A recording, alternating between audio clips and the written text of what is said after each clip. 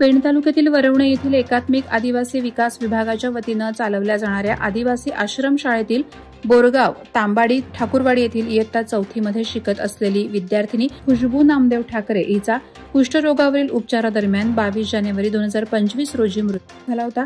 या घटनेला 3 महिने झाले तरीही गुन्हे नोंद झाले नसल्याने मंगळवारी ग्राम संवर्धन सामाजिक संस्थेच्या कार्यकर्त्यांसह शेकडो संतप्त आदिवासी बांधवांनी पेण तहसील कार्यालयावर मोर्चा काढला। खुशबू ठाकरे मृत्यू प्रकरणाची चौकशी करून दोषींवर गुन्हे दाखल करण्याची मागणी यावेळी करण्यात आली।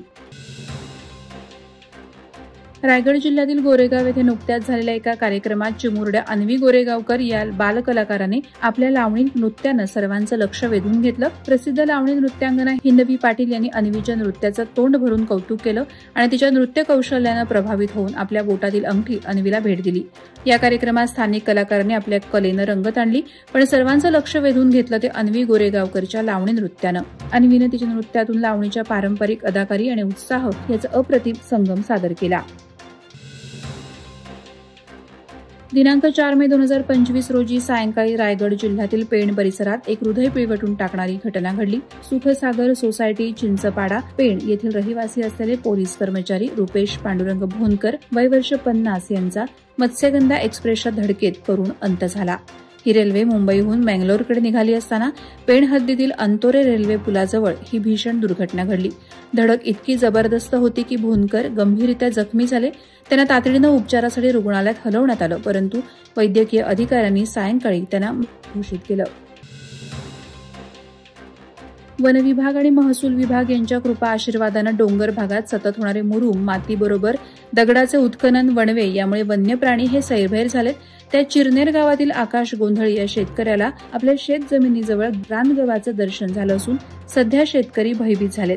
तर अन्न पाण्याच्या शोधार्थ वानरांच्या 8-10 कळपांनी आपला ठिय्या हा रहिवाशांच्या घराच्या छपरावर वळवला असून घराच्या छपराची नासधूस करत आहेत। त्यामुळे रहिवाशांमध्ये चिंता वाढली आहे। तरी वन विभागाच्या अधिकाऱ्यांनी रानगव्याबरोबर गावात हैदोस घालणाऱ्या वानरांचा बंदोबस्त करावा अशी मागणी शेतकरी रहिवासी व्यक्त करत आहेत।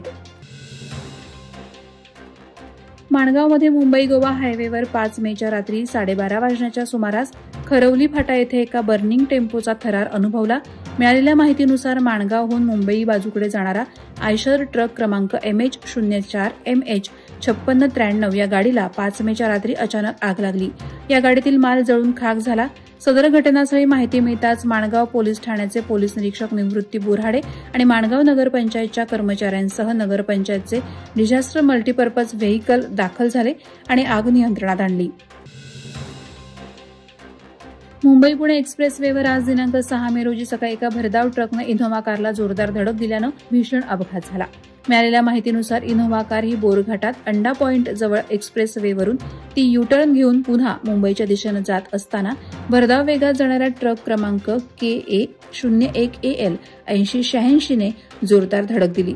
या अपघातात कोणीही जखमी झाले नसून कारचे मोठ्या प्रमाणात नुकसान झाले आहे।